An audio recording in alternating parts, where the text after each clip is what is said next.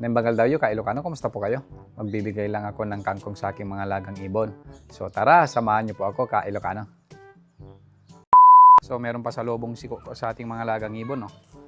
Kumuha siya ng kangkong Ilocano sa may bukid yan. No? Kaya na tayo Ilocano sa ating mga lagang ibon.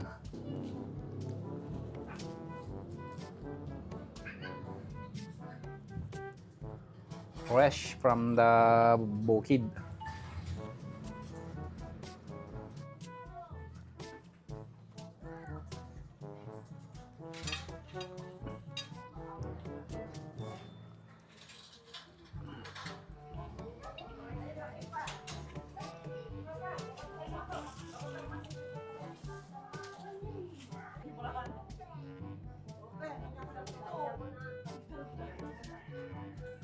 Yan Ilocano, gustong gusto nila yung kangkong. Oh.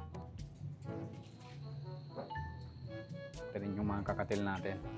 Nagbigay din tayo sa ating mga lovebirds Ilocano ng dahon ng kangkong. Maganda rin kasi sa kanila yung Ilocano, dahon ng kangkong, malunggay, pechay.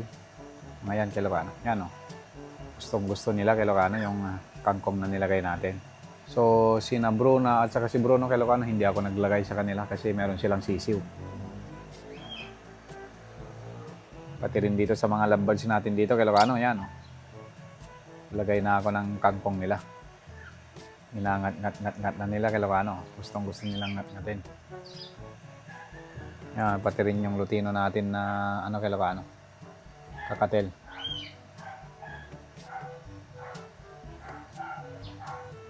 So hinugasan ko naman yung kangkong Ilocano bago ko binigay sa kanila para matanggal din yung mga dumi niya. So ang plano ko dito sa dalawang albino natin na to Ilocano is babaklasin ko na sila. Paghiwalayin ko na sila Ilocano kasi hindi sila umiitlog eh. So ang gagawin natin dyan, kukunin ko tong lalaki, yan.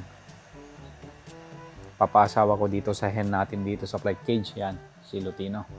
Tapos, itong si Lutino naman na ito, kukunin ko din to Ilocano. Ipapaasawa ko doon sa hen natin dito na Lutino rin. Yan. Hen kasi yan Ilocano. Yan. Para babaklasin na natin yung albino natin. Tapos itong lalaki na ito, yan. Ipapaasawa naman natin doon sa sa hen na albino natin. Yung pair natin doon. Para balasahin natin Ilocano kasi hindi sila nagbe-breed eh. Hindi ko sila ma-breed. Ito naman si Guwapo at saka si Guwapa, yan.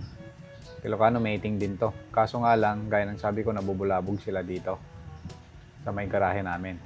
So inaantay ko lang na mapalaki nila Bruna yung kanilang mga sisiw para ilipat ko na sila doon kay Ilocano.